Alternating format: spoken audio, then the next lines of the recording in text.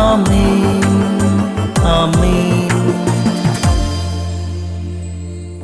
യേശുവിൻ്റെ ഏറ്റവും പ്രിയമുള്ള കുഞ്ഞെ, 2 മക്കബയർ 15-18 അവരുടെ പ്രഥമവും പ്രധാനവുമായ ഉത്കണ്ഠ പ്രതിഷ്ഠിക്കപ്പെട്ട ആലയത്തെക്കുറിച്ചായിരുന്നു.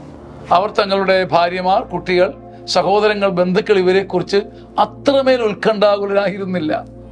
നമ്മുടെ കാര്യം എത്ര ഡിഫറൻറ്റാ. നമ്മുടെ കുടുംബം, കുട്ടികൾ, കുഞ്ഞുങ്ങൾ, വീട്, കൂടെ ഇവയെക്കുറിച്ച് ഒരുപാട് ആദ്യപ്പെടുന്നു. സമയമുണ്ടെങ്കിൽ, നേരമുണ്ടെങ്കിൽ ദൈവരാജ്യം. പക്ഷെ ബൈബിളിൻ്റെ പഴയ നിയമം നമ്മളെ ഭ്രമിപ്പിച്ച് കളയുക. അവർ പ്രതിഷ്ഠിക്കപ്പെട്ട ആലയത്തിന് വേണ്ടി ചങ്ക് കൊടുക്കുക, ദൈവരാജ്യത്തിന് വേണ്ടി, സുവിശേഷത്തിന് വേണ്ടി ചങ്ക് കൊടുത്തപ്പം സ്വർഗം ചിറക് വിരിച്ച് അവരുടെ കുഞ്ഞുങ്ങളെയും കുട്ടികളെയും പൊതിഞ്ഞു, മക്കളെയും സമ്പത്തിനെയും വരിഞ്ഞു മുറുക്കി കൃപയാൽ.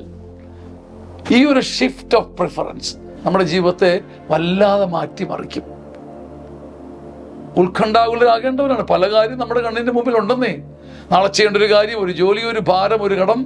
പക്ഷേ പഴയ നിയമം നമ്മളെ ഭ്രമിപ്പിച്ച് കളയുകയാണ്.